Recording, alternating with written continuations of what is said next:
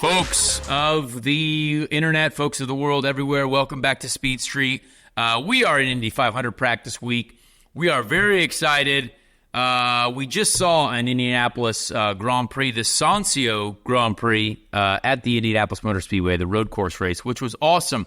And hey, if you're new to this show, welcome. We appreciate you. If you're watching on YouTube, thank you. Please subscribe to the channel. If you're listening to us anywhere around the world, you know what? Thanks. We look at all the reviews, we look at all the ratings, so help us out there. Let us know what you think. But thank you, welcome, and quick shout out to Sancio. I met I believe the CEO or a very high up executive at Sancio on the golf course yesterday. He listens to Speed Street, so shout out to Sancio. Yeah. Big fan of Sancio. The fact that you guys listen to Speed Street, thank you so much. If Sancio wants to ride with me in the 500, I still got space to sell him the car. So let me know. I know you guys are a Penske sponsor. That's fine. But hey, shout out to Sancio. It's a great name. Chase, how we doing? You saw a great IndyCar road race over the weekend. Did we learn a lot? Yes, we did. We're getting more into the IndyCar scene. You guys you're seeing some great racing, some side-by-side argy-barginess.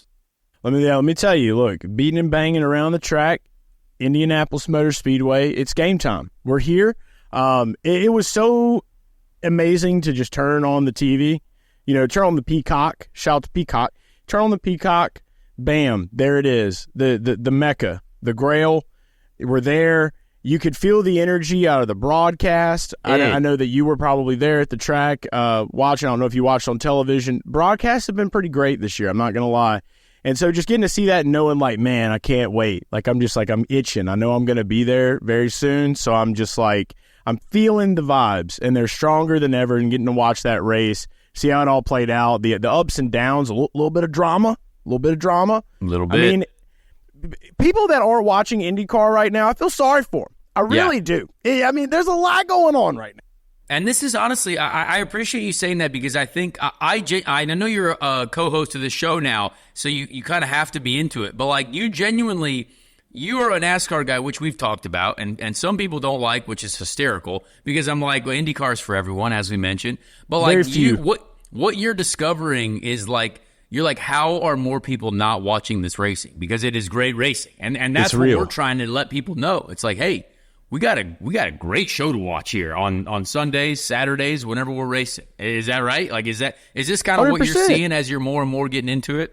It's cooking up faster than ever too, because I know a lot of my people, they've been online, all my social networks and stuff. People that have been following me for a long time, like they're being very responsive. They're hitting me up. They're checking it out. They're keeping up with what's going on.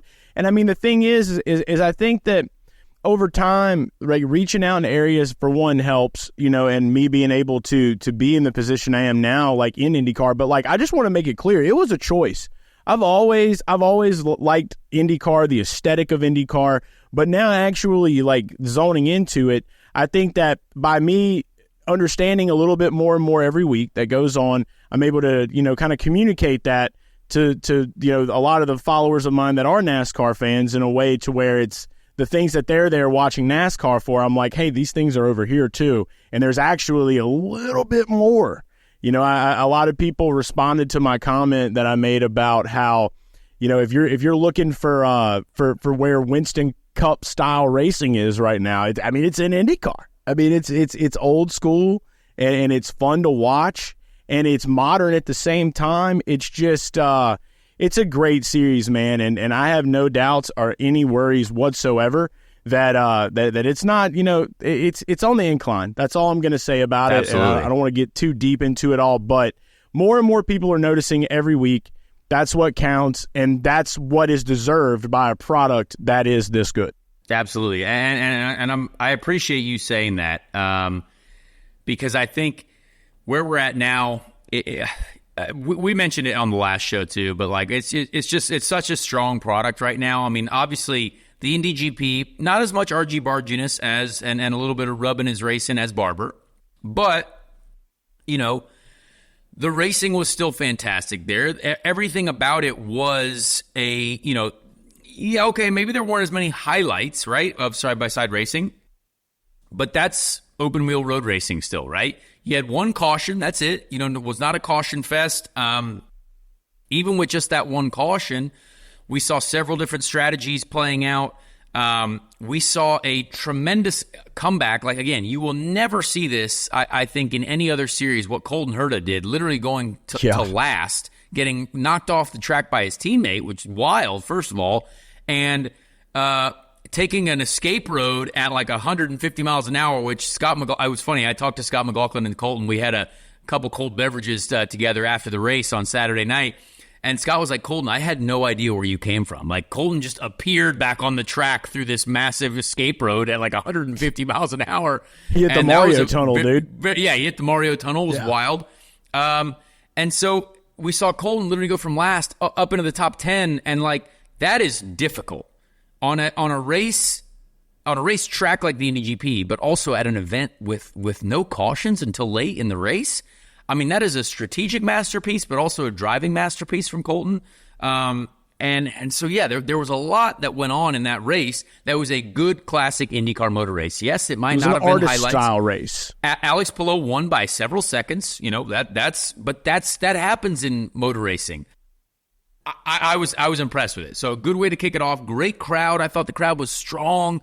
Obviously, don't know the ratings yet. I haven't seen the ratings tweet. Usually that comes out on like a Tuesday.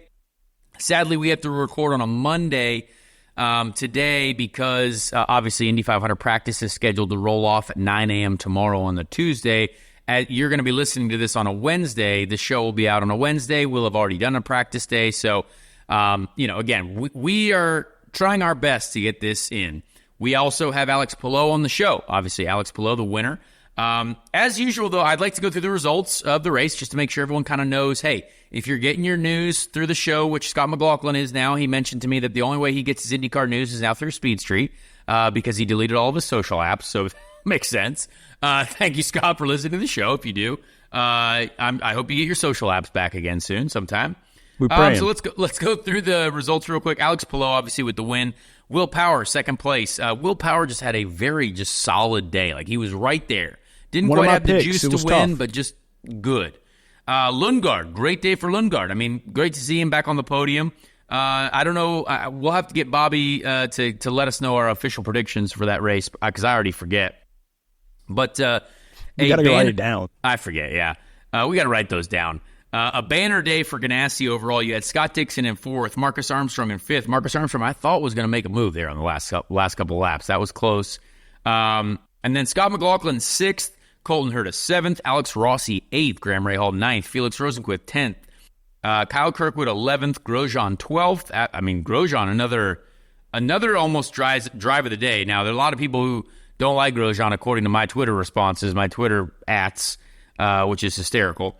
Pato Ward, 13th, after a lot that went on for him. Pietro Fittipaldi, 14th. Kiffin Simpson, 15th. Again,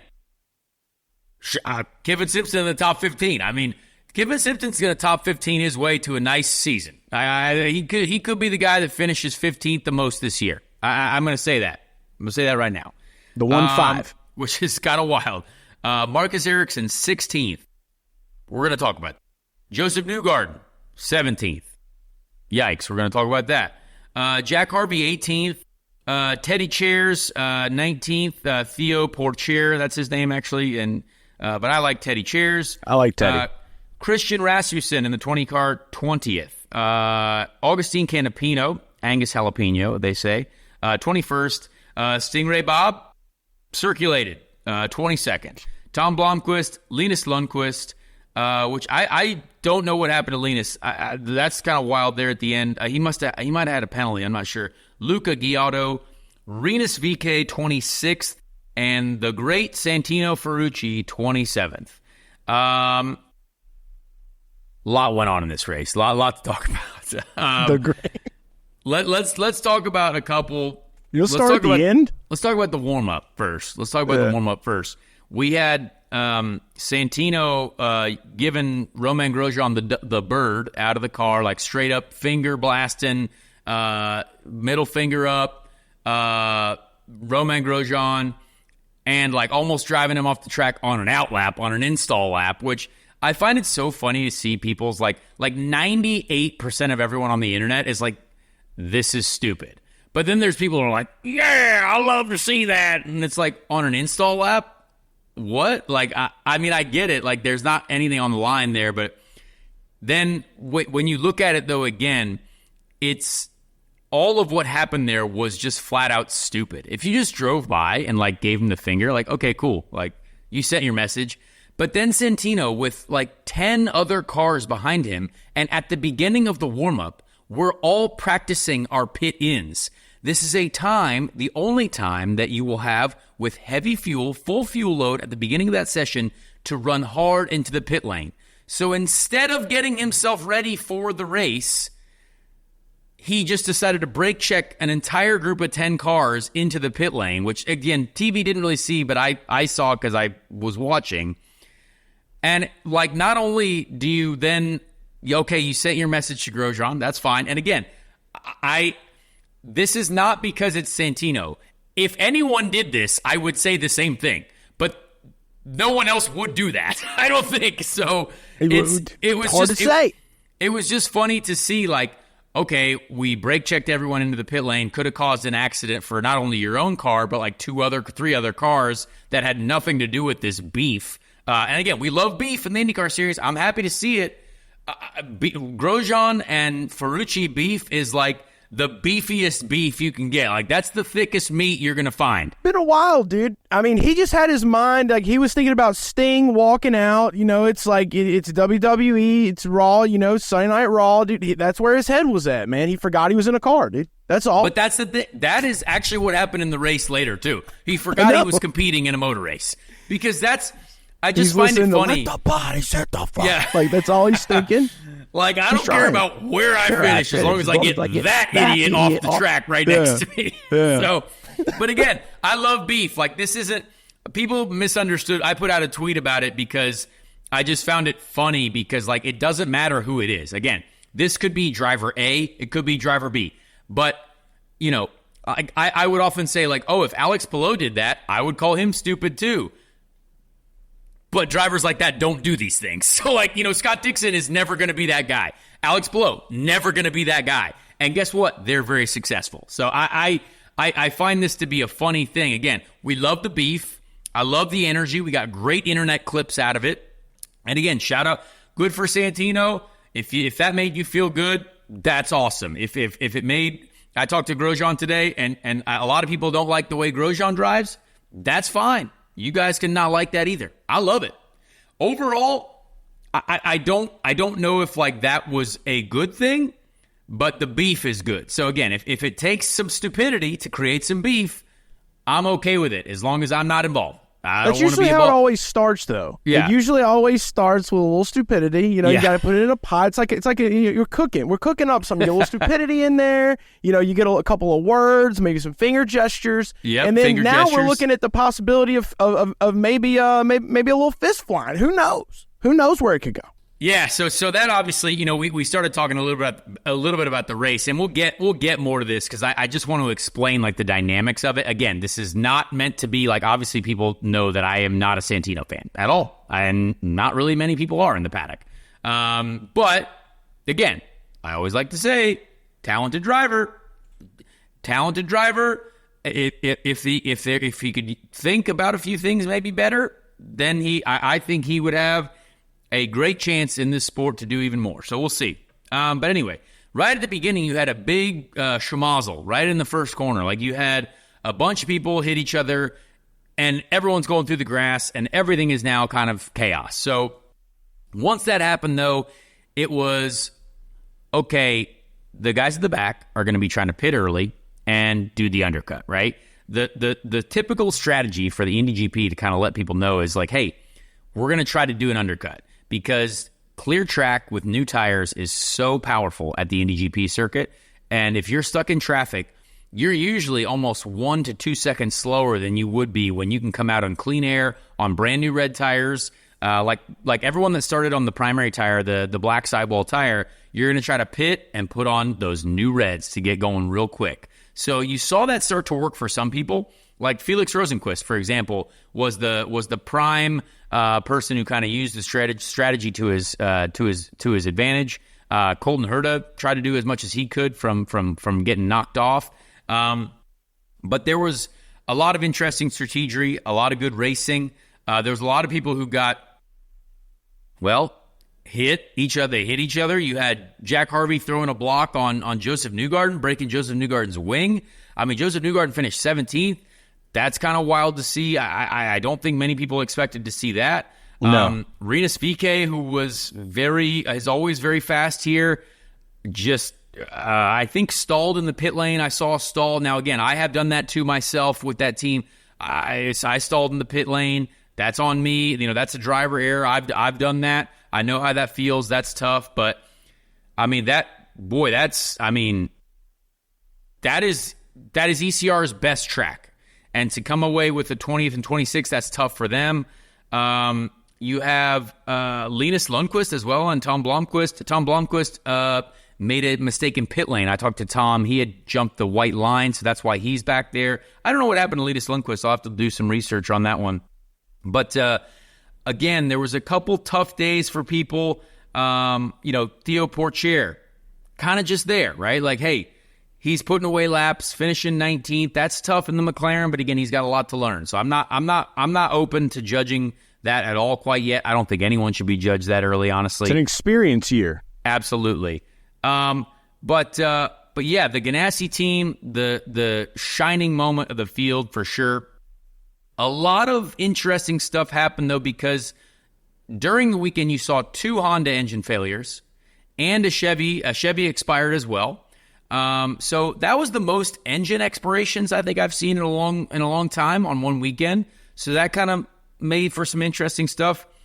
And Pato had some comments on the radio too that I think we saw. I don't know if you remember seeing this, Chase, but he said a lot of things about he thought he was struggling for power. And heard a lot of that. Yeah, and man, he had a lot to say on the radio. Now, in my personal experience, and I'm obviously not Pato. Pato's got far more trophies than me, admittedly, in the IndyCar series. That's fine. Driving for McLaren. If I would have ever, in the last couple of years, if I would have ever said on the radio what Pato said on the radio, I would have had my head cut off. I would have been shot in the head or been executed in some awful way. Because that I was always told is what you're not supposed to say on the radio. So that's wild. I wonder if he got a talking to. Like, you can't be saying those types of things. And why is that? Maybe it was just because I was in an environment to where they just didn't like that I wanted to be better. That's probably what happened. Yeah. But I'm glad that drivers can be honest about, hey, like, this is what I think is going on. But again, if you knew what situation I was in the last couple of years, if I would have said something like that, nope. I would have been like, get this guy out of here. We're going to sit him down. We're going to tell him not to complain about anything ever. So, but this can happen. As a driver, you can feel these things. And again, this is not a problem of Chevrolet. Chevrolet does everything for us. But Pato thought maybe he was struggling with something. I don't know, maybe he was struggling with the balance. Sometimes the balance of the car can prevent, acceleration. So you're just kind of like, I don't know. But Pato, man, he's struggling. And again, it's wild to see what's going on. But yeah. I just want to say real quick, I don't think that's an issue. I keep looking for a big rebound, right? I think that what I wanted to back up with, apologize for missing that question. I just want to say, why is that such an issue? I mean, you're literally trying to get the best, for your team and for yourself. You're going out there to try to get the best, position. Like, why would I just don't get? I mean, I understand where you were coming from, but as far as like, that's not something you're supposed to say. Like, aren't the teams supposed to want to have the best? Aren't they want to know exactly what's going on right at the right time so that they can get to it quicker? Well, the driver is usually the only one that can be criticized openly, right? So that's usually how it works.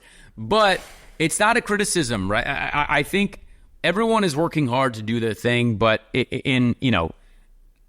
Pato's crew was very supportive of what he said on the radio. So I enjoyed. They obviously have great vibes between them because it's usually not good to say anything about right. Why would you ever tear down your team? Never tear down your team and never tear down the manufacturer, right? Because the manufacturer is very important. They control a lot that's going on, and you want to build those guys up. You want to build the team up. So Pato kind of taking shots at what's going on there. That's maybe that. I hope that maybe they all chatted and it's all good now.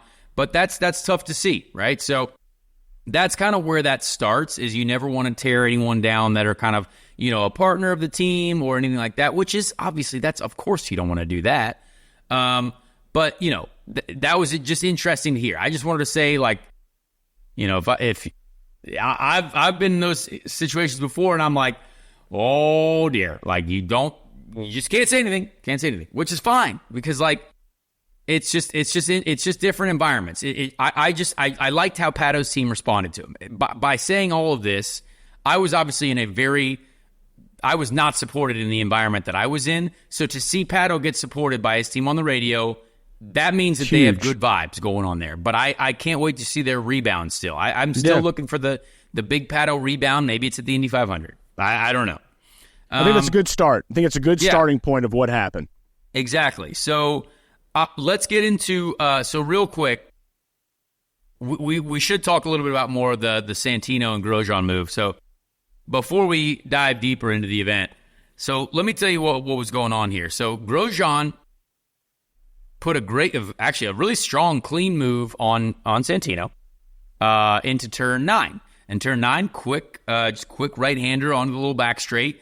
And Grosjean was deep on the brakes, kind of slid wide, and Santino got right back underneath him. So then Santino has the inside for turn 10 or 11.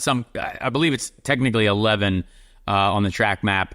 Whatever it is, it's the alternate timeline. It's up into the short chute of oval 1 and 2. You got a hard brake zone for a tight right-hander. Now, if people really remember my career, this is where Devlin DeFrancesco drove me off the track in the exact same way. So I know how this feels. It's if you try to stay on the outside, usually that's a tough deal, especially when you're racing against people who really don't care. But Santino being on the inside, Grosjean tried to stay on the outside because he braked very late, broke late. They both turn in. But if you notice, Santino basically just drove straight into Grosjean and drove him all the way off, even so far as to where Santino had missed his brake point so badly and so aggressively wanted to just put Grosjean off that even he got so far onto the exit curb that he almost went off. Because that exit curb is bad already. You don't want to get on that exit curb. It's not a lot of grip. But he drove him so far off the track to make sure that he went off the track that he also got like almost in the grass. And so as a driver, as someone who literally I have also driven someone off like that, not quite as aggressive, but you can do enough when you're on the inside. As a driver, you can do enough on that inside just to be slightly wider than your car physically is. So you can use the way you turn and the way you steer. You can move another car. Now again, there's a little bumping, little bump. But what you try to do that for is to defend your position, right? So by doing that, okay, yes, he fired Grosjean off, which meant that he got the pass done, but when you do that, don't get passed by 3 other people, which is exactly what happened. So let's say this is a prime example. Several laps later, Rinus VeeKay went side by side with Scott McLaughlin or someone, and they went side by side through turn 1, through turn 2. There was a great side by side interaction. No, it was actually Colton Herta. Colton Herta and Rinus VeeKay. Colton late dive into the last corner. That was pretty aggressive too. But again, they both went side by side through there. They got out side by side. Rinus got back in the draft, back out side by side through another corner. You can race side by side. Like it is possible. And not only did they raced efficiently, the faster car prevailed, but they didn't cost each other their race. So when Santino does this, and again, this is for anyone. I'm trying to explain like basic racing. Like this is why I didn't understand the point of that, because you have a team behind you. There's points for every position. There's money often once you get into the money. And when IndyCar racing is as tight as it is and as difficult as it is, you cannot sacrifice any position because every point matters. The leader circle, that 14 car might be fighting for the leader circle at the end of the year. that's $1 million. If you decide I'm going to push Grosjean off and I'm going to lose 3 spots and I don't care, that's 3 spots worth of positions or worth of points. So that's why I just wanted to point out, like, for any young driver, like, you can have your temper, you can have beef with someone. I think that's great. Like the beef and the animosity and the anger towards another competitor, that is great. But like entirely eliminating your own race just to send a message is so.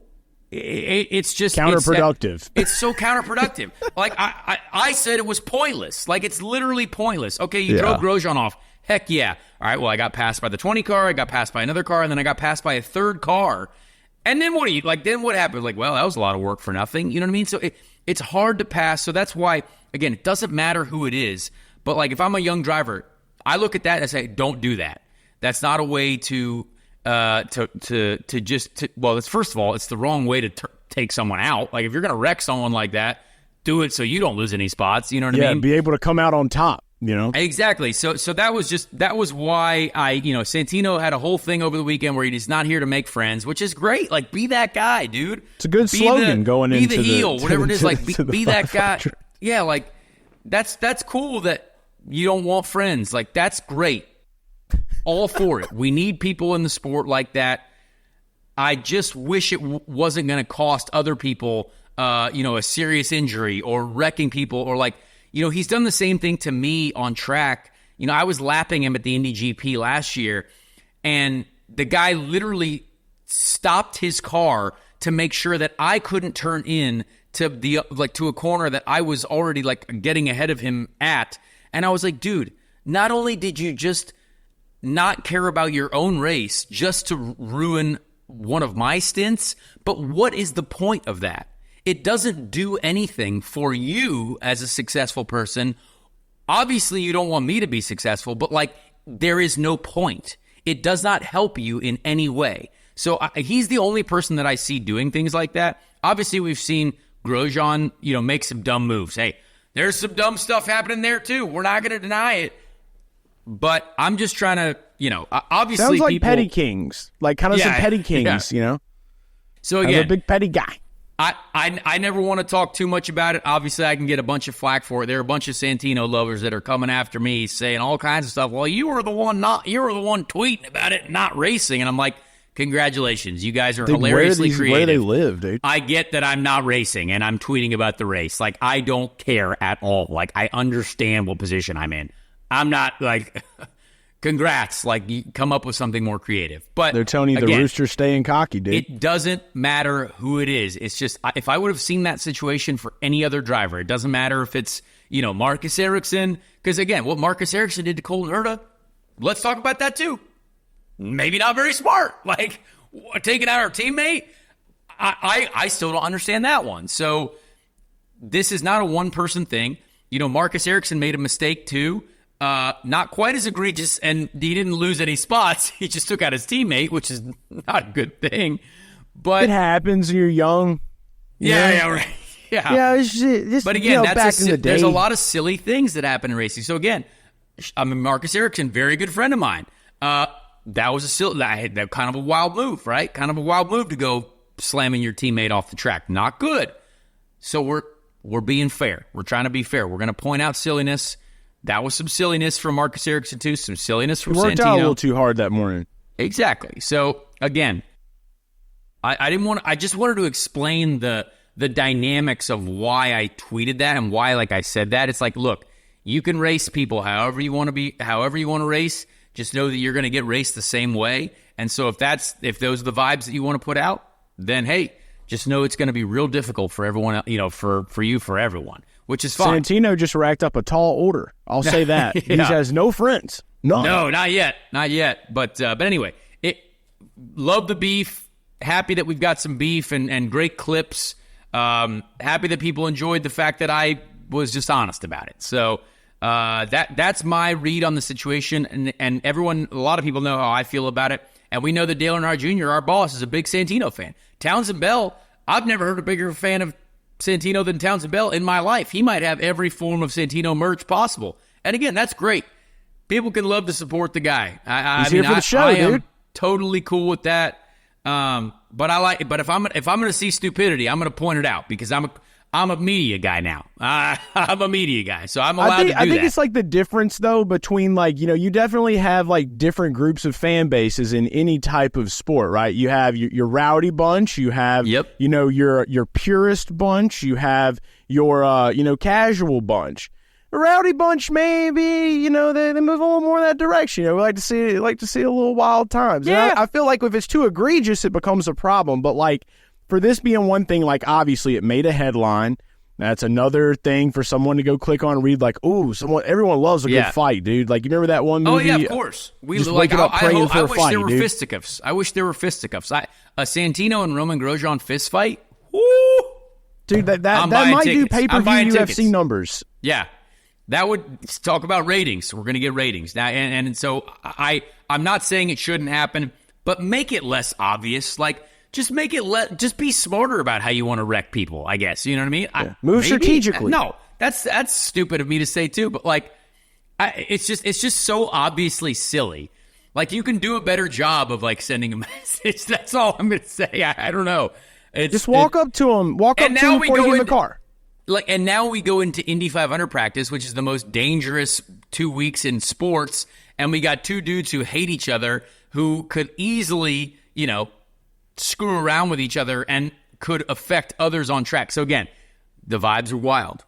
The vibes are wild going into Indy 500 Santino's going to be feeling like an 80s movie villain with that red, white, and blue car, too, dude. It's just like the still of the night's going to just come on. Yeah. Yeah, it's going to be crazy. It's going to be fun. Gave us something to talk about. So we appreciate that. Yes. And again, I always like to cap it off by saying I think Santino is a talented driver.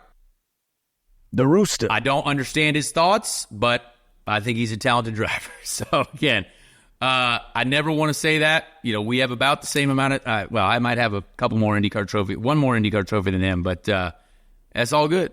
That's fine. Anyway, wild race. Congrats to the podium guys yet again. Shout out Sancio for supporting the Grand Prix there, the Indy GP. Great crowd. Chase, any other thoughts on the race? Any other moments that you want to talk about? Any other moments that you thought were exciting? There was one exciting thing that kind of happened before the race, actually. It was during qualifying. I know that it wasn't exciting for Colton at all, but there was a video of you picking him up in a golf cart. And it was like a helicopter scene, like flying over, man. I mean, it reminded me of like one of those news action shots. It was like OJ, like they were following OJ in the Bronco. Yeah, exactly. It was like that, dude. Just less murdery, less murdery. Yeah. Yeah, they're probably just going to the trailer, like, what's happening here? It's just like, and like the way it was just hilarious. I don't know. I'm just sitting there watching that, and I'm just like, what is this leading up to? Like, they just stayed on camera, dude. It was great. I don't know. So I hate it for Colton. Hate that happened for him. I knew we would talk about this at some point. Yeah. So like I was gonna save this a little bit for the 4 minutes of fun segment, but but this is fine. Let's just get into it. No. Let's get into it. So the whole show is fun. This is hours of fun. Yeah, this is fine. Exactly. So I'm sitting in my bus in my fifth wheel in the bus lot. Like, right, I'm not doing anything. I'm just watching the qualifying broadcast on TV. Yeah. And I see the whole Colton running out of gas thing, and I'm like, oh no, like that first of all is that's a tough one. And I notice where he parks, and I see that he's like walking like straight out of the car, and I'm like, where's he going? I was like, oh, he's in the bus slot. I just kind of poked my head out the window, and I'm like, well, shoot, I'll take the guy back there. Like, I got enough. I'm literally bored out of my mind. Like and Colton, probably one of my best friends in the IndyCar paddock. So I just walk out, and I'm like, hey, man, you need a ride? He's like, doesn't say much. He's like, yeah. And so I gave him a ride back, and I said, so they ran you out of gas, huh? No, the awkward combo. Yeah, I was like, so what happened? Knowing what happened, and he's like, they ran me out of gas. I'm like, oh. Tough, huh? Yeah, you guys will be all right, though, right? I'm trying to say some, like, encouraging things, like, hey, but you guys are quick, like, you'll be all right. I picked you to be in the top 3. And there you go, yeah. Like, we all strike out sometimes. But, so it was so funny. Like, I got back, I got back to my bus, and I now, of course, see the internet, and I'm like, oh, there are like screenshots of us like from a sky cam, like in my bright green golf cart. Shout out Elliot's Custom Trailers and Carts for giving me a golf cart. It was a great ad read for them. It was a beautiful little moment. Yeah. But yeah, that was a funny moment with Colton. There's so much you can do with that clip. Oh my gosh, it was hysterical because they followed us. It was like literally a sky cam. The sky cam's always watching, dude. Always watching. I had my buddy text me. My buddy text me that was out there, and he was just like, "Did you see this?" And I was like, "No, like show me what this is." And I'm watching it, and I'm just like, "Oh my god, this is a movie. This is TV. This is big news." You could do so much with it. Just save it. If you got the clip, save it. Well, that's the thing. I immediately asked IndyCar on NBC. I sent a DM to their Twitter account. I was like, hey, can I get that clip? Like, that's kind of funny. Like, I feel like I got a good caption for it. And they're like, oh, yeah, for sure. I'm like, sweet. Hell yeah, you got to run it sometimes. Yeah, so that was funny. That was a good moment. There was actually another one that I don't think anyone saw, but I at the track, when you're tied into the cable feed at the track, we get the NBC broadcast on the cable feed, like in the bus lot. So you can watch the race, like no commercials. It's just kind of running the B-roll in between, commercial and back to live TV. And I was on the grid. I got back to my bus to kind of watch. The cars were just rolling off the grid, and they just go to a commercial. And I like turn back, and I see my golf cart on the screen, or I see Alex Rossi and his golf cart on the screen. I was like, wait, that was me. I had fixed Alex Rossi's golf cart earlier in the day. Like he had it stall out on him in the middle of the main road in the middle of the paddock garage area. And so I drove over there and like I had the seat up and I was pressing a button to get it reset and all this stuff. And somehow the Skycam was watching that too. And I was like, dude, no way. Like they got me out here fixing Alex Rossi's golf cart I wish they would have played it on the broadcast because that would have been funny to me. Like seeing me do 2 golf cart activities in one weekend. But yeah, apparently. Can you get a shirt that just says Connor Daly golf cart mechanic? Like, can you do I might that? be a golf cart mechanic now. You're like the golf cart guy. You're the golf cart connoisseur, dude, at the track now. It's crazy. So I love it. Yeah, so that was interesting. But let's get to real quick. Before we get to Alex Palou, our interview with Alex Palou, we've got a very exciting week ahead, guys. It's Indy 500 practice. You're obviously going to be listening to this show on a Wednesday morning. So, we will hopefully have already had a day of practice, but the way the weather is looking right now, it's looking like Wednesday is probably going to be our first day, which sucks. But if it wasn't, tomorrow, Tuesday, which again, you'll be listening ahead of time, or you'll be listening to the past. But 9 a.m. practice starts, 9 a.m. to 11:15. And then we have a session 3 to 6 p.m. on Tuesday, which is tomorrow for me right now. But if that changes, like let's say tomorrow gets entirely rained out, I don't know if they open us up to more practice on the Wednesday. I am hoping maybe because Wednesday we're supposed to start at noon and go to 6 p.m. Maybe they let us start at 10 a.m. I don't know. I would love to see that. But it's basically open practice, whatever you want to do for 8 hours. Sorry, 6 hours normally. I'm optimistically thinking they'll open it up earlier. But that is also live on Peacock. So if you have Peacock, you can watch every day, Tuesday, Wednesday, Thursday, Friday. Every day we are practicing noon to 6 p.m. on Peacock. You can catch it live. Friday being Fast Friday, for those who are new to IndyCar, that's when we get qualifying boost. So that's when we get more horsepower for qualifying. I literally heard today, and we talked about this a little bit about this with Alex Palou. Someone told me today in with a lot of confidence that we were going to break the track record this year. The qualifying track record, the official Arie Luyendyk 4-lap average track record. Oh, man. And they said it with a lot of confidence. I'm not going to say who it was, but it was a person who was smart enough to where I was like, dang, that's pretty sweet. I was like, the computer guy. That's cool. So if the weather's right, the wind is right, apparently people are starting to say with more confidence that this could be a track record type year. Now, again, I love to speculate on that, but it's something that I think is very exciting that we can pay attention to. So again, keep your eyes peeled on Friday. Friday, we might see some crazy speeds. with a tow on Friday, like let's say some cars, you could see 236, 237, 238. With a tow, do we see a 240 mile an hour lap? That would be absurd. But if you're geared long enough, if you're 6 gears long enough, the cars are lighter this year. If for some reason there's a long sixth in there and we see Marco Andretti or Takuma Sato get a wild tow, that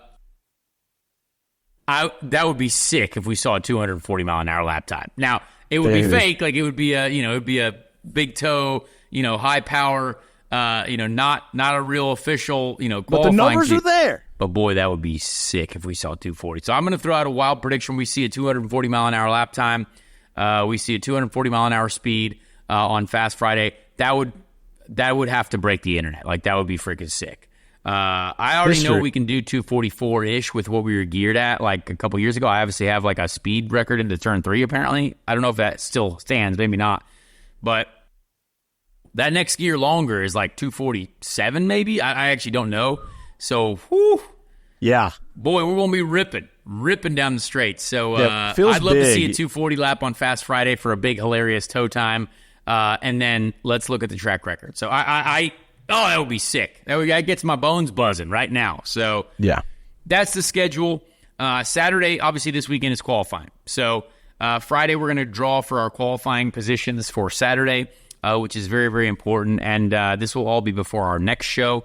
We will do another show next week of race week, to talk about what happened over qualifying weekend. But again, please feel free to stay tuned. I'm thinking about also doing a YouTube video after every day of practice to kind of give a quick 5-6 minutes of how the day went. I like putting stuff on YouTube. So if you're subscribed to the YouTube channel, you might see some YouTube videos being thrown up there. So that's kind of what the week is looking like. I'm excited to go. The polka dot car looks fantastic. My teammate Ryan Ray, they announced their sponsorship today, which I guess I can read a little bit about. But they have Venture HR, 4-6's Ranch Beef, and 101 Studios. Those are Ryan Hunter Ray's partners, which is kind of cool. If people are familiar with those names, that's the guy who who produces the Yellowstone show. So that's kind of cool. 4-6's Ranch Beef. Yeah, they're the 150 years. Well, let me read through this legacy. Yeah, 101 Studios is a global entertainment company. In Texas. Dedicated to the production of So 101 Studios is known for producing award-winning shows such as Yellowstone and Tulsa King. So that's kind of cool. That's kind of a Jamie, cool what's group his to name? be associated with. So that's on Ryan's car. That's sweet. So that's what's happening this week, guys. I do hope. I had a lot of people ask me for Speed Street stickers at the Indy GP. I appreciate that. Keep asking. I'll have some at the garage. I promise I'll have some. I know that I didn't have them on my physical body over the weekend, but I do have them. So I'm excited. Chase, you excited for this week? It's got to be. Are you going to be paying attention? You'll be watching, checking it out? I mean, I'm paying attention every day. Like I said, I'm coming up early next week. Got a couple of people to see. Obviously, you're one of them. And then, just kind of marching up. But like I was saying, it feels big, man, especially with a speed record in the talks now, kind of throwing that in there, and can't wait to chop that up in a bit. You guys get to hear that whole conversation with Alex, but it really does. Like, I feel like there's a lot more people in my circles talking about the Indy 500 this year.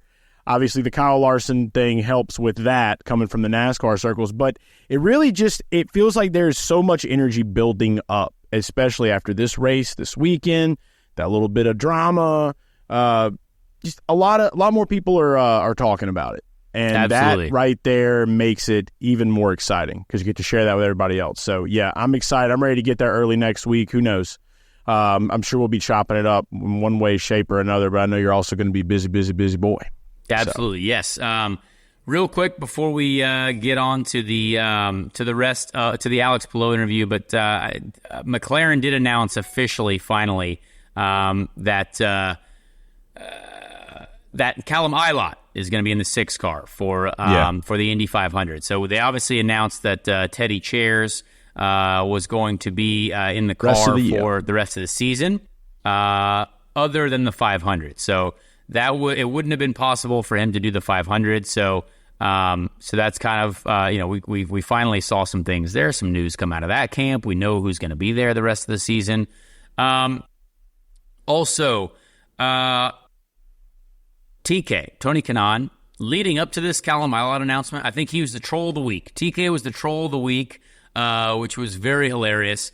TK was like putting out random tweets about him potentially making a comeback, like a second comeback tour. So TK wins Troll of the Week award. That's an award that we have just now given out, the Troll of the Week. That's I new. actually love I like it. that. He's out there generating some hype. People are like, oh, wait a second. Is this really going to happen? Is Tony Kanaan really going to drive the car to 500? He'll be on that stream just cutting up, dude. Yeah, it turns out it was Callum Ilott all along. But boy, did TK love to stir up the internet. So I really, really enjoyed that. Troll of the Week goes to TK, out here just stirring the pot. Stirring it up. So that was good. And so with that, let's get to the winner of the Indy GP. We appreciate his time. Alex Palou, here we go.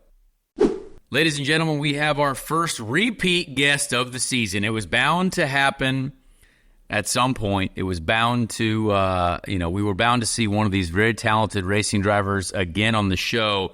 But technically, Alex, this is your first real race that you won this year. Alex Palou, he won the Happiness Rich People race, the race where he became able to buy many, many more diapers.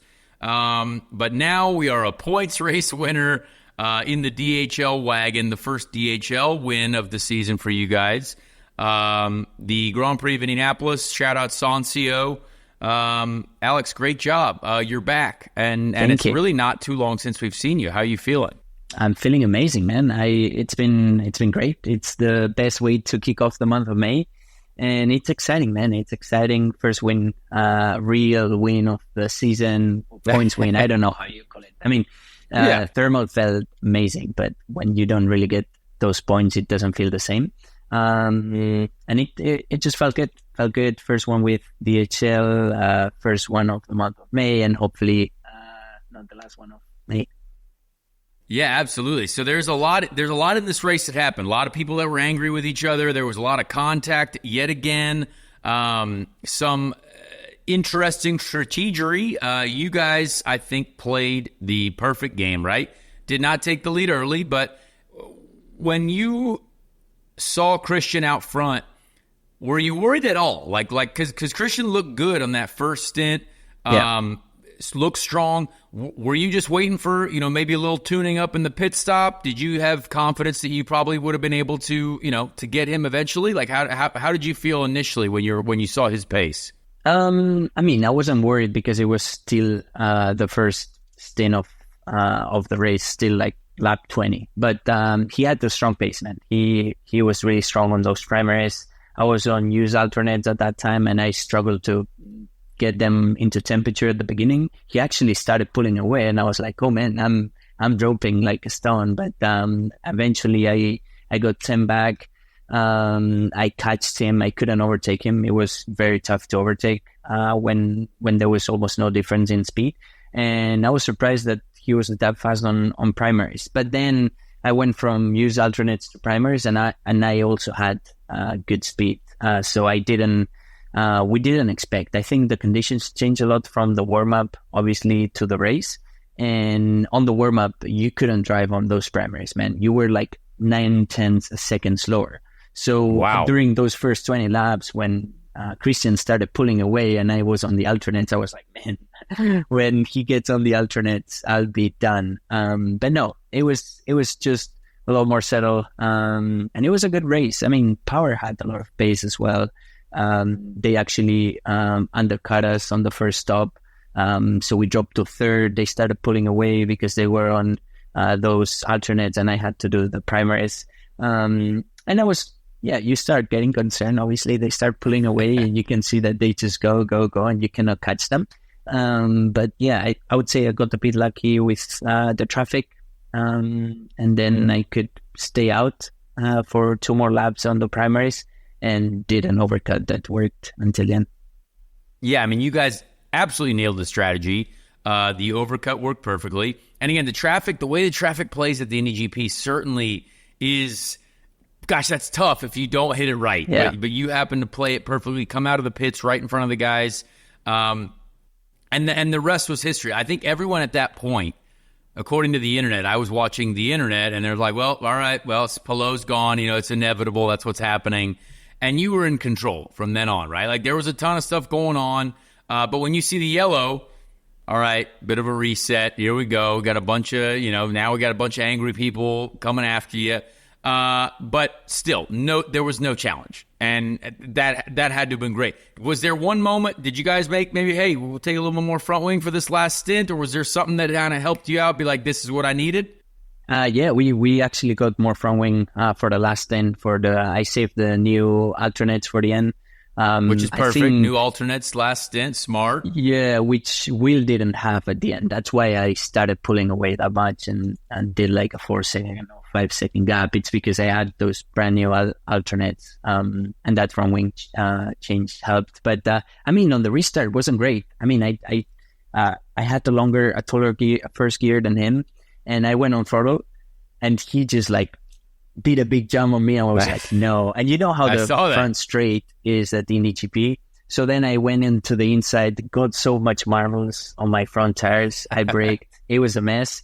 It took me like 2-3 corners to get rid of those marbles, but everything was fine. The pace of the car was really good, and I was able to go fast comfortably. But it wasn't easy. Looks easier when you are from afar and when you look from TV. But from the car and from strategy standpoint, it wasn't easy. At some points, we were 4 seconds from P1 and we were third. So it wasn't ideal. Exactly. So when you look back at the race, I'm sure you see clips, you see some things that were going on, you see some of the way the other people were racing each other, you see the Andretti teammates taking each other out, like right at the beginning. And Colton was leading the championship, boom, gets fired off. Like, that has to be something you see and you're like, all right, like, that's nice because you're back to the lead of the championship now. Are you kind of surprised? Because, again, Barber was a slaughterhouse out there. Were you kind of surprised again about how much was going on? You had the Ferrucci and Grosjean coming together. There was people flipping each other off in the warm-up. The vibes are wild right now. Yeah, I don't get it. They were like, everybody had, testosterone, like, super high here. Like, yeah. It was wild in warm-up already, even on practice. But fortunately I was not part of any of those stuff going on. I was surprised there was so much action going on since lap 1. People screaming on the radio about the strategies and about the tires and about this and that, and people fighting on track. Obviously, everybody was watching Ferrucci and Grosjean, and I think it was amazing that they got together at the race. And we all knew what was going to happen. I don't know. Yep. It was 100% most predictable clear. Thing of all time. Yeah. Like, once they went out of turn 10, it was like, okay, there's one only that will come out of in the tarmac. The other one is going to go on the green. But at least it wasn't crazy bad. It was just a little bit of a fight. Yeah, Chase, go ahead. Get in here for Alex. Yeah, congrats on back-to-back at the Sancio, man. Thank you. You took this one down last year. You're back at it again. You seem to be pretty comfortable where you're at on this track, and your car looked like a literal fire. It looked like fire coming with the yellow and the red. So, like, good. The flame, you were rolling. You were street sharking. I did want to ask you, though, going into last year, starting off in Indy Strong is obviously important. We got the 500 coming up. I know that's the one that you're gunning for. Is there any, like, feeling that you get whenever you start off strong in this month, winning there at IMS, to kind of carry into the 500? Was there anything last year, and is there anything that's different this year that you're trying to really set yourself up to dominate May? There's no way you can dominate May, man. There's no way. There's so many practice sessions. We start tomorrow on Tuesday, and there's 5 days that you can screw up. And there's going to be so many sessions that go wrong, for sure. So you cannot dominate May. And then you have qualifying, and you have like at least 2 attempts. One first to get into the Fast 9 if you have a fast car, and then you need to do it again, and then you need to win the race. It's possible, but it's super tough now in IndyCar. Big final boss is what it sounds like in a video game. So, yeah. But I mean, just winning these races, like, is there anything mindset-wise? Mindset-wise, 100%. It helps. It's a huge boost for myself, confidence-wise, and knowing that, hey, we got to win. We know how to win. We're fast, and we got the championship lead. Let's continue on the roll. It's a huge boost for the team, especially all my crew and all the team. Not only my team, but all the teams. They stayed late night after the race, changing everything and preparing the cars from road course to the speedway. And if you do that with a smile on your face because you have a win and a fancy hat because of the victory lane, I'm sure that helps for everybody. And I'm sure that they can stay there an extra hour. If it was a shitty race where, I don't know, strategy went wrong or the driver screw up or whatever, or the car was just not 100%, I'm sure that the team's morale is not as high. So our team morale is here, our confidence is here, but still, it doesn't mean that, hey, your speedway car is going to be fast. Like, it doesn't translate anything when it comes to racing. There's one thing that I want to get into that we're a few races in now, right? We're kind of starting to see a consistency of who's been good. Obviously, no worries. We got to check with producer Bobby, but I am fairly sure you were in my top 3 prediction. No big deal. I'd like to check. I know for a fact. I remember. We would have to check because your prediction from Thermal that I watched. I told Barry Wanzer, I told your guy Barry, right before I walked to the grid, I said, congrats, Barry, you're going to win by a minute. That's what I told him. But then on social media, you never said my name. Yeah, he's not going to make that mistake again. Chase is here, and he can say that I'm right. No, but Barry, this was literally 2 days ago as we're walking to Indy GP grid. Yeah, Indy GP grid. I said, hey, Barry, great to see you, buddy. You guys are going to win by a minute. He's like, well, we'll see. But sure enough, as soon as you got out front. Yeah, well, once we got up front. Anyway. But yeah, so what I was trying to say was, like, this year there, I think, are some very interesting things, right? McLaren, there's chaos going on there. Now, again, I don't want to get you talking about too much about them, but as a competitor, there's like, I think so many of us are just kind of blown away at like what's happened and then like what's going on like with Andretti. At times I think Colton was leading the championship. Colton's been, I think, driving really, really well this year. But are these surprising for you as well? Like, are these things you're kind of looking at that, you're kind of like, I guess I didn't really expect that after 4 races. You know what I mean? Are there a few things that stick out to you so far this season like that? I mean, there's some, but honestly, once you're in your thing, you don't really watch what others do. I don't care. Like, they struggle. I don't care. Like, good luck for them. I don't care. Whatever. Like, I don't really focus on them. Andretti are doing well. Yeah, whatever. Yes, and Colton's been doing really well. Even like he got a huge recovery. He got some huge overtakes that I watched the race back. But it's okay. But I think if you focus on every team from afar, everybody's been great. Like, look at Penske, look at Andretti. If you compare Andretti now to Andretti last year, I'm sure on numbers they are like here. But Penske as well. And if you then watch at Ganassi, we as well, like we got 2 wins with Dixie and myself. Yeah. So the competition is so tough that I think obviously there's some cars and maybe some teams that are struggling more than what you would expect. But honestly, I don't care. Whatever happens, good. Well, so I have to ask, since I'm just a spectator, so I'm just out here checking it out myself. But one thing I heard today, I'm gonna let Chase get in one more too after this one. But I heard today, unofficially, there was some chatter at the track. Right, now it's month of May. Well, now it's Indy 500 stuff. There was a person. Now I won't mention them, but in a well-established IndyCar organization, very confident that we were going to break the track record this year at the Speedway. Are there vibes in your camp that we're looking at breaking that 236 mile an hour ish? Are you going to be on pole again, breaking the track record at the Indianapolis Motor Speedway? Do you think the vibes are track record breaking type year?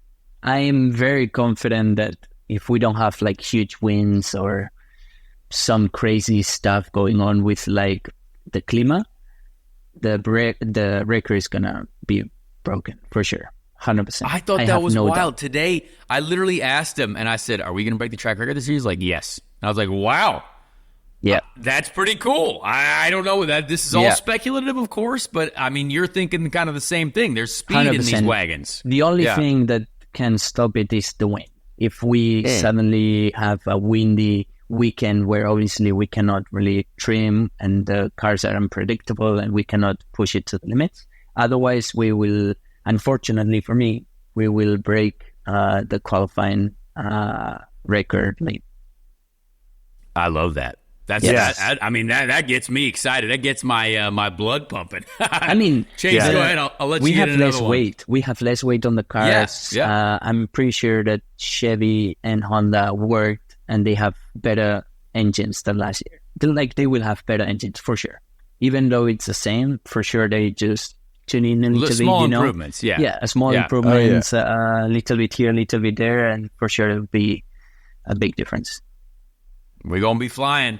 Yeah, we got the boys down in the garage. They're digging through the JSON files, dude. I can guarantee right now that they've seen it in the numbers, in the simulation. But wind and rain and everything else will always be the number one enemy to racing. And so I hope that we do see it happen. And I mean, you just seem like you got the mindset where I'm not going to ask you, but I'm going to go ahead and assume that you're just like, it's going to be me, dude.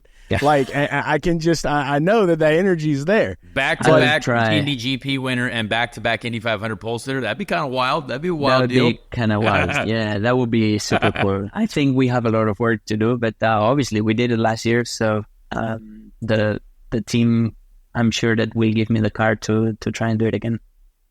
Yeah. So last thing I have, talk to me about, we were kind of cutting up a little bit before we went into this. Talk to me a little bit about your training regimen. What's new this year? What's different? How is the improvements that we're seeing that keep coming every year? How does that integrate into your workout schedule getting ready for the race? Well, not much. I mean, I've been doing the same for the past 3 to 4 years. Obviously, you always try and get a little bit stronger, a little bit lighter, maybe a little bit faster. But I would say it's more Connor. Like he texted me, I would say a year ago or something, and wanted to try and work out hard. And he told me, "Hey, I'm not driving anymore, so would you allow me to work out with your trainer?" And I said, "Yes, of course. Don't share it with anybody, but yes." And now here he is trying to beat me at the 500. Yeah, no names allowed. No names allowed. I mean, he's on 100 days, I think. But anyway. But I mean, we don't really train together. But because I don't think that Connor would be a great training partner. He just would start talking about racing or things. Like he would get me distracted for sure. But I'm a little offended. But continue. Okay, but what if y'all are like sparring? If you're like sparring, you can't be talking about racing. Yeah, you we don't like do in sparring. Zone, I don't do sparring. I don't know about Connor, but we see each other not yet. Many mornings, like in passing. Yes, we see each other, and it's fun. Well, I think awesome, that dude. he's I'm glad. in great shape. I don't know how he feels, but I feel think great, dude. See. He's got a tan, dude. I mean, I'm looking at Connor right now. Connor's got a little tan going on. Because I was watching the race on Saturday. That's why. Yeah, dude. I don't know, man. I don't know. No, but I think it's important to talk more about the physical side of everything because I know, and I even know, your guys that are in the pits, man. I mean, I know that those training regimens get tough, dude. I mean, and a lot of people that maybe are into IndyCar, even into racing in general, I'm a big pit crew guy. I'm all for the pit crews, dude. So I want to give more light and more love to the pit crews out there. Those guys are athletes, man. So it's always just interesting to hear about what's different, with your training regimen versus any other type of driver in another series and how all that kind of comes together because it's so important. You don't just hop in that thing and just think you're going to go and be able to withstand that. So I think it's always a good reminder to let people know just how much work goes on behind the scenes. Yeah, a lot of the guys actually, I heard from like Scott and Colton, they said it was a tough race physically. Like they said, for some reason, like Saturday was tough. Yeah, I mean, always Indy GP. I don't know why. It's like it's tough. Man, it's like crazy. from turn 10 to 11, it feels like it's straight, but it's like a continuous G that you hold there for like 85 laps, and last corner the same. It's so long. The last corner is brutal. Yes. And it's always a fast pace. Yeah. It's always such a fast pace race because there's almost no tire deck, so you can push 100% every lap, and you get like, oh man, how many laps left? Yeah, I mean, we try and prepare for that, and I would echo what you said about the crews. I don't know about other teams, but at CGR they train every day, and they train at the gym together at the CGR shop. So let's say that the 10 crew, they train together, the 9 crew, the 8, the 11, the 4. So they have to work out. They have to be able to make those tire changes quick. And they need to squat. They need to be ready, and they cannot waste half a second because the back hurts a little bit, like, oh, wait, my back, my lower back. So they work a lot on top of everything they do mechanically. Well, so real quick before we let you go, I appreciate your time because obviously we're literally on track tomorrow. We're recording this on a Monday. If it doesn't rain, it's obviously looking awful at the moment, but maybe some magic happens. Any special Indy 500 helmets that we got? Any special 500 helmet this year? Are we going to see any exciting Alex Palou artwork? Oh, I do. I have a special one. Can you give us a hint? Nope. No hints? Any colors? No color hints? No, I would say I always, every season I do a special one for the Indy 500. I've done some that are really, really special. This one, it was 2 years ago. My grandmother called me and said, oh, you know what my dream was today? That you were wearing a helmet at the Indy 500 that was this. And I was like, oh, that's a cool idea. So that's what I made. She doesn't know yet. I haven't seen the helmet yet. I saw the designs, obviously, and the renders, but I don't have it yet. I think it arrives at the Speedway tomorrow. So I'm excited about that. She doesn't know. And as soon as I get it, I'll show her. So dude, it's Grandma's dream helmet. That's epic. Yeah. I like that. Hey, that's a great hint. You said no, but now we got the whole grandma story. This is amazing. Yeah, this needs to be bigger headlines, dude. This helmet came from a dream. Yes, and she doesn't know anything about it. She has no idea because it was 2 years ago. Is she coming to the race? No, unfortunately, no. Okay, all right. But still, I'll send her a video, and she will be happy for sure. I'm excited to see Grandma's dream. I can't wait. That's going to be the dream helmet is something I'm very excited. That's awesome. Hey, good for you, man. Alex, big family guy. Yeah, what about you? I like that. Yes, I do have a special one, and I believe I see it maybe tomorrow myself for the first time. So I saw mine your is all Indiana racing themed, shoes. though. Yeah, I saw your racing shoes. Oh, yeah, baby. How you feel about that Jeff Gordon, Alex? How you feel about the Jeff Gordon vibes? I love it, and I think we should do a shoe swap. What about the shoe swap? I'm still looking for a helmet swap, but we can do shoes we would too do that, if you want. but I think we should do a shoe swap. Nobody does shoe swap. Do you have cool shoes? Of course. Well, I mean, it's not at your level. I haven't seen Where's the shoe collection? It's not at your level, but I mean, I think they are cool. Look, Alex, we have to trade helmets, and if you want to throw in some, shoes too, I'll happily save a pair of helmet JG and shoes. Yes. I'm going to take this picture. I just want y'all on the road just holding them. Shoes, yeah. Holding them straight down. All right, Alex, thank you so much, man. I won't take up more of your time. You got to be a dad. You got to go focus on, breaking the track record and stuff. I hope to be on that row with you in the front row, whatever it is. Finally, we'll see you on track tomorrow or Wednesday or Thursday. Very excited for it. Congratulations once again, and we appreciate you making this happen with us. Thank you guys for having me, and don't go too fast. Hopefully I see you guys on May 27th. Absolutely. 26th, but that's fine. Or 26 the 7th is the race. Yeah. Oh, so you want to see it happen on you're putting down, on Monday, we record. Come on, Connor. On Monday. Oh, No, sorry. I'll have to fight you on that one. We'll see. All right. Thanks, man. See you guys. Great chat with Alex Palou. He is the championship leader.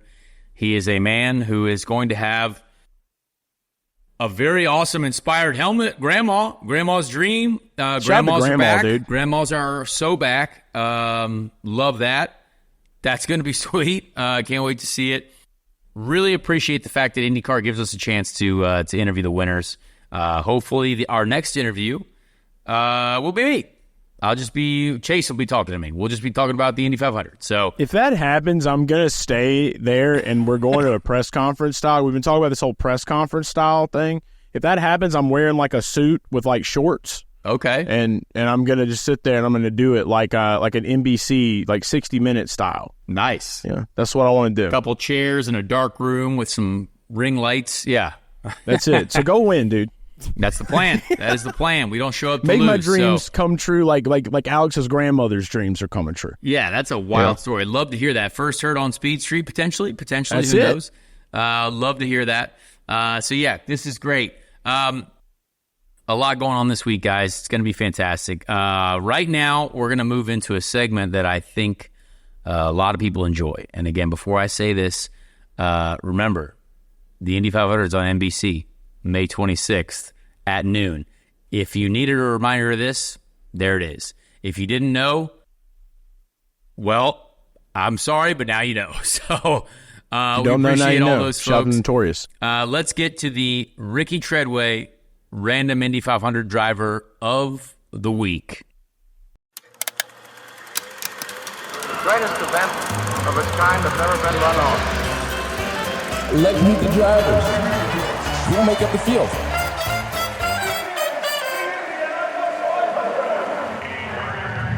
All right, so this week, I am going to have Chase. I'm going to have Chase pick a year, and I'm going to dive in. And this is going to be a more interactive process. So, Chase, I would like for you to pick out of the 107-year history of the Indianapolis 500, or 108th running is coming up. Give us a year to search for a Ricky Treadway random driver. Well, since this is the Ricky Treadway random driver, I'm going to insert another Ricky. We're gonna go the year of my father's birth on the wall of Rickspiration back here. So this is my father on the wall of Rickspiration. 1963. Oh, all right. Let's go. For Papa, for Rick. 1963. All right, let's check it out. All right, so 1963, won by Parnelli Jones, an absolute legend. We have had a couple drivers from this field before. Oh, I found one. I already got one. Let me check the list. This excites me. Hang on, let me He's check excited the list too. Look at his face. To make sure this isn't a double, but there's no way. It's funny because we have this like shared notes section now that's like every week it gets updated with the Ricky Treadway Random Indy 500 Driver of the Week. So let me go through. We're perusing. Going to do a little perusal. Oh my gosh, I think this is going to be a new one, which is, I can't believe I haven't found this. All right. So the 14th place finisher in the 1963 Indianapolis 500 is Ebb Rose. Ebb Rose. EBBROZE. Ebb Rose. All Ebb. Ebb Rose. I gotta find this guy. I love this guy already. Oh, I need to see him. Ebb Rose is on the results sheet. That's wild. Okay, so from Wikipedia, Ebb Rose, Jesse Ebb Rose was an American race car driver, raced in the USAC Championship Series, 1961 to 63. 4 career starts, including the 1961 to 63 Indianapolis 500. Best finish at Indy was 14th in both 62 and 63. So it looked like in 1960, Ebb failed to qualify. 1961, boom, rookie, made the race. 62, 63 he raced, started 32nd, finished 14th. That's kind of wild. Started in the same spot 2 years in a row, finished in the same spot 2 years in a row. That's crazy. It looks like he tried to race in 65 and 67, but had practice crashes. So Wild. Not a deep resume here for Eb Rose. But shout out your dad for giving us a great year to find a new driver. Do you want to know what's even crazier? Eb Rose. I'm looking at pictures right here. He was number 32, right? I don't know. I don't see the car number on Wikipedia. Maybe I'm lost. I'm seeing. I went and clicked on a bunch of different Images. links. The number 32 is like my dad's like favorite number. Really? Oh no Yeah, he way. was like number 32 in sports and stuff. And he was like, this is crazy. That's wild. I'm gonna have to give my dad some Eb Rose gear. Let me see. I have to make him some Eb Rose merch. I don't see dude. 32. I see a post on the Twitter here. I see an 86, number 86. Okay. Maybe it's not him. I don't know. But I'm looking at this one picture. It does say Eb Rose. What is that? EBB. Thompson. You spelled the EBB, right? Yes. Oh, of course, dude. You can't get that one wrong. Yeah, Eb Rose. That's Eb. It says wild. Anstead Thompson Racing. Okay. Watson Offenhauser. I have the link. It's on Motorsport Images. Oh wow, that's wild. Well, how crazy is that, That's right? cool. That's wild. Yeah. Hey, we're learning more about Indy 500 drivers. That's what this whole point is. Universe be talking, dude. Yeah, that's amazing. All right. Well, that's great. So we learned a lot. The Indy 500 is here, guys. We are ready for it. So we appreciate you. Please let us know what you think of the show. Thanks to all those who checked out the Dale Earnhardt Jr. episode. That was our most watched episode on the YouTube. So we appreciate you folks for checking that one out and leaving your comments. And I think what was most interesting is we finally found a consistent, I think, discussion topic of how we get IndyCar to a better spot. And it's what Dale said. The schedule is a big important part. So I think that was the coolest part about the whole last week was kind of learning that we finally all do kind of share a specific, consistent thing that we need to fix. So we'll see if we can do that. So much talking about it too, man. Like there's like, and it really is. It's condensed down now. So it's great to see that. Yep. So again, this has been Speed Street. We appreciate you guys. I'm going to be on the racetrack tomorrow finally, so I can be a race car driver again and not just a podcaster. So thank you so much for listening, and we'll catch you next week before the Indianapolis 500, after Indianapolis 500 qualifying, that you can see on the television. It's going to be on NBC. It's going to be on Peacock. Boom, bing, bong, bang. We're going racing. Can't wait. See you guys next week.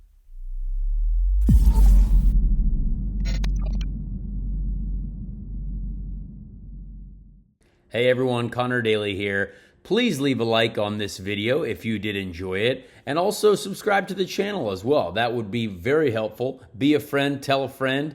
Thank you so much for the support, and we'll see you on the next episode of Speed Street.